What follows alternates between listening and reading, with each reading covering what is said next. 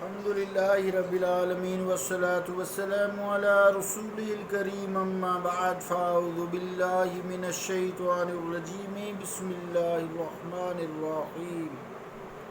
عزیزان گرامی قدر، السلام علیکم ورحمۃ اللہ وبرکاتہ۔ معجزہ کے بارے میں گفتگو چل رہی تھی، تو جب سے یہ دنیا ہے پھر انبیاء کا ظہور جو ہوتا رہا ہے، معجزات کے بارے میں بحثیں ہوتی رہی ہیں۔ دنیا میں عقل و نقل، فلسفہ، مذہب کا جب سے وجود ہے، بہت ساری مارکہ آرائیاں ہوئی ہیں، بحثیں ہوئی ہیں۔ جدید و قدیم فلسفہ وغیرہ کا حاصل بحث یہ ہے، اگر کچھ فرقے اس کو ممکن بلکہ اس کو واقعتاً سمجھتے ہیں تو دوسرے ان کو محال سمجھتے ہیں۔ یہ مشکل ہو ہی نہیں سکتا، اللہ کے قوانین میں تبدیلی نہیں ہے، لا تبدیل لکلمات اللہ۔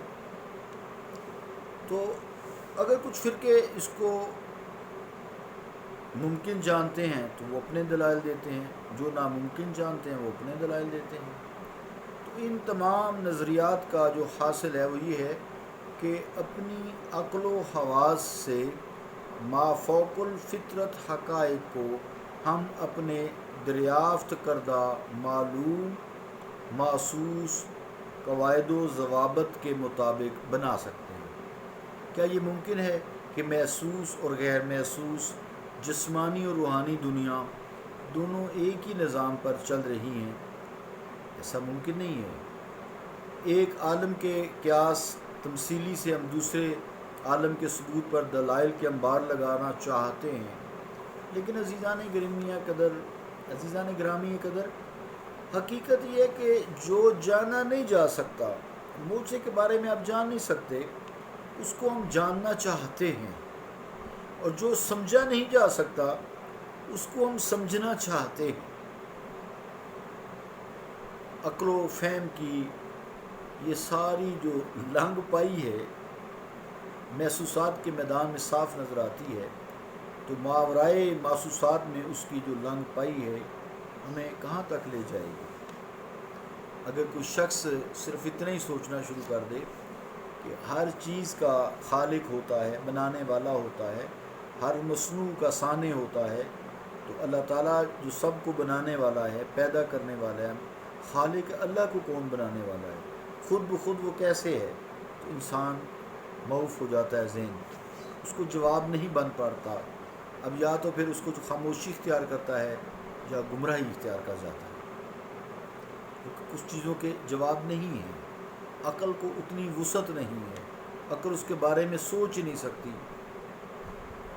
پھر فلسفہ قدیم ہے، پھر فلسفہ جدید ہے۔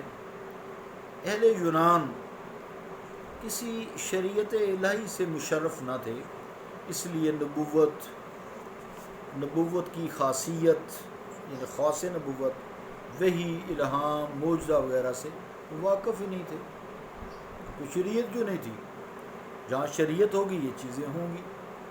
کچھ شریعت لانے والے انبیاء ہیں، ان کو معجزات عطا کیے جاتے ہیں۔ جہاں لوگ نہیں مانتے، مطالبہ کر دیتے ہیں معجزے کا، تو وہ معجزہ دکھاتے ہیں اللہ کی اذن سے، بِإِذْنِ اللَّهِ وَأُحْيِي الْمَوْتَى بِإِذْنِ اللَّهِ۔ یہ ہم نے آیات پڑھی ہیں، وَأُبْرِئُ الْأَكْمَحَ وَالْأَبْرَصَ وَأُحْيِي الْمَوْتَى بِإِذْنِ اللَّهِ۔ میں مادر ذات، عیسیٰ کہہ رہے ہیں اپنی امت سے، میں مادر ذات اندھے کو درست کرتا ہوں، کوڑی کو درست کر دیتا ہوں، اور مردہ کو زندہ کر دیتا ہوں۔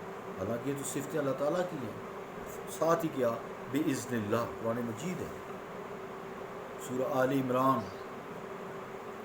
تو عزیزان گرامی قدر، پھر اس طرح یونانیوں کی جو کتابیں ہیں اس میں ان بحثوں کا، ان مارکہ آرائی بحثوں کا وہاں وجود ہی نہیں ہے۔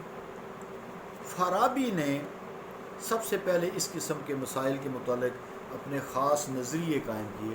اس نے اپنے رسالہ قصص الحکم میں نبوت اور خاص نبوت کے متعلق اپنے خیالات کا اظہار کیا ہے۔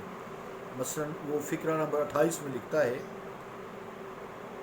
فارابی وہ لکھتے ہیں، صاحب نبوت کی روح میں ایک قوت قدسیہ ہوتی ہے جس طرح تمہاری روح عالم اصغر میں تصرف کرتی ہے، تمہارا جسم روح کے تابع ہوتا ہے، اسی طرح وہ روح قدسی عالم اکبر میں یعنی پوری کائنات میں تصرف کرتی ہے اور وہ انبیاء کی ہوتی ہے، اسے معجزہ کہا جاتا ہے۔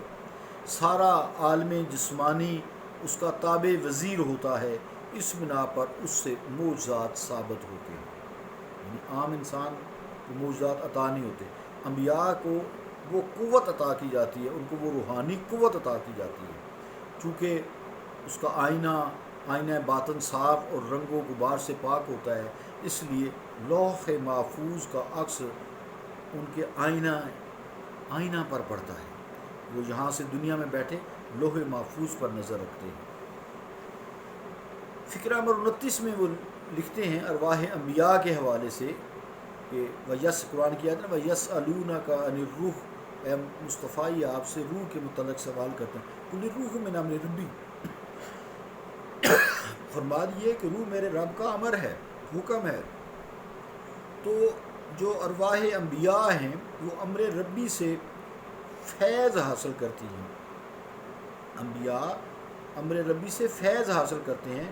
عام روح بشری تو حواس ظاہری کے تعطل سے امر الہی سے لگاؤ کرتی ہے، لیکن روح نبوی بیداری ہی میں اسے تخاطب کرتی ہے، یعنی مخاطب رہتی ہے۔ یعنی نیند اور جاگ ان کی انبیاء کی ایک جیسی ہوتی ہے، روح ہر وقت ہی ان کی بیدار رہتی ہے۔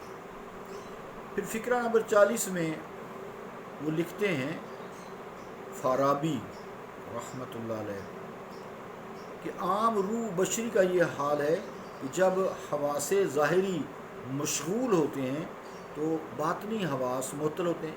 حواس باطنہ ہے نا ہمارے حواس خمسہ جسے ہم کہتے ہیں، یہ آنکھ ہے دیکھنا، کان سننا، بولنا، یہ ٹچ جو ہے، یہ سارے حواس ظاہر ہیں، ہم ظاہری ہمارے حواس ہیں، جیسے یہ ذائقہ ہے۔ تو وہ جو باطنی ہوتے ہیں اسی طرح وہ بھی ہیں، جو باطن میں ہمیں محسوس نہیں ہوتے۔ تو جب ظاہری حواس کام کر رہے ہوتے ہیں تو باطنی حواس سو جاتے ہیں۔ جیسے اب ہم بات کریں نا تو ہمارے باطنی حواس سوئے ہوئے ہیں، لیکن انبیاء میں ایسے نہیں ہیں۔ اس لیے حضور کریم علیہ الصلوۃ والسلام کی جب آنکھ بھی لگ جاتی ہے نا تو ان کا وضو نہیں ٹوٹتا، کیونکہ باطنی حواس جو ہیں وہ بیدار ہوتے ہیں، تو بیداری کے حال میں وضو نہیں ٹوٹتا۔ تو بہرحال فارابی لکھتے ہیں عام روح بشری کا یہ حال ہے کہ جب حواس ظاہری مشغول ہوتے ہیں تو حواس باطنہ معطل ہو جاتے ہیں۔ جب حواس باطنی جو میں نظر نہیں آتے، باطن اندر پیٹ، جسے پیٹ کو بطن کہتے ہیں نا، باطن جو نظر نہیں آتے، ظاہر جو میں نظر آتے ہیں نا، آنکھ کان نظر آ رہے ہیں۔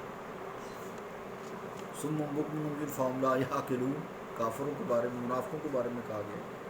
تو حواس ظاہری بیکار ہو جاتے ہیں جب باطنی حواس کام کرتے ہیں، مگر ارواح قدسیہ یعنی انبیاء کی جو ارواح ہیں ان کا یہ حال ہے، حواس باطنہ جب مشغول ہوتے ہیں، حواس ظاہرہ کو بھی مشغول ہوتے ہیں، وہ معطل نہیں کرتے، یعنی بیداری کی حالت یا سونے کی حالت انبیاء کی ایک جیسی ہوتی ہے۔ بظاہر وہ سوئے ہوتے ہیں لیکن ان کی حالت ایک جیسی ہوتی ہے، چونکہ نیند اس وقت آتی ہے جب ظاہری حواس سو جاتے ہیں۔ ہم سب کو پتہ ہے، ہم سنتے بھی نہیں ہیں، دیکھتے بھی نہیں ہیں، بولتے بھی نہیں ہیں، چکھتے بھی نہیں ہیں، ٹچ بھی نہیں کرتے، ہمیں محسوس ہی نہیں ہوتا، محسوسات بھی ختم ہو جاتی ہے۔ تو خوابیں آتی ہیں نا، پھر باطنی حواس جاگے ہوتے ہیں۔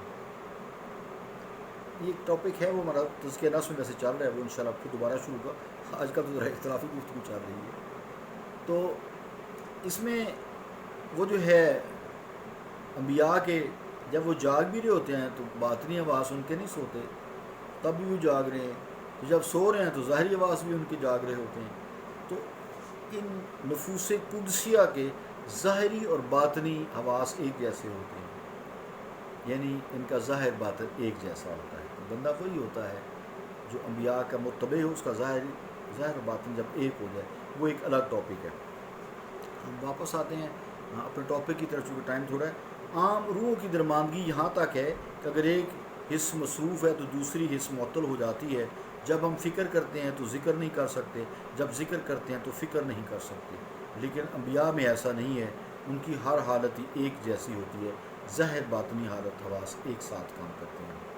پھر تمام حیوانات اور نباتات میں مختلف خاصیتیں ہوتی ہیں، جیسے بطخ کا بچہ پیدا ہوتے ہی تیرنے لگتا ہے، چوہے اور بلی کا بچہ جب پہلی دفعہ ایک دوسرے کے آمنے سامنے ہوتے ہیں تو ان میں سے خاص قسم کے عمل صادر ہوتے ہیں۔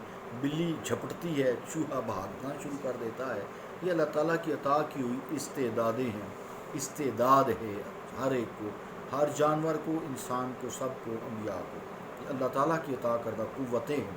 ان سب باتوں کا جواب عزیزان گرامی قدر یہ ہے کہ جو معلم فطرت ہے اللہ رب العالمین ہے، اس نے نعمت وجود کے ساتھ طبی خصوصیات، الہامات، معجزات، انبیاء، یہ سب مخلوق میں فرق رکھ کر نا اس نے ہر ایک کو اپنی اپنی استعداد اور اپنی اپنی طبعی اور ساری ظاہری اور باطنی قوتوں سے نواز دیا ہے، ودیت کر دی ہے۔ اب عزیزان گرامی کے چونکہ وقت پورا ہوا، کل ان شاء اللہ تعالیٰ بہت ہوگا ٹائم، حضور علیہ الصلوۃ والسلام کا موضوع قرآن کریم سے شروع کریں گے پرسوں اور چھٹی ہے۔ صلی اللہ تعالیٰ علی رسول خیر خلقہ محمد وعلی آلہ وصحبہ اجمعین برحمتک یا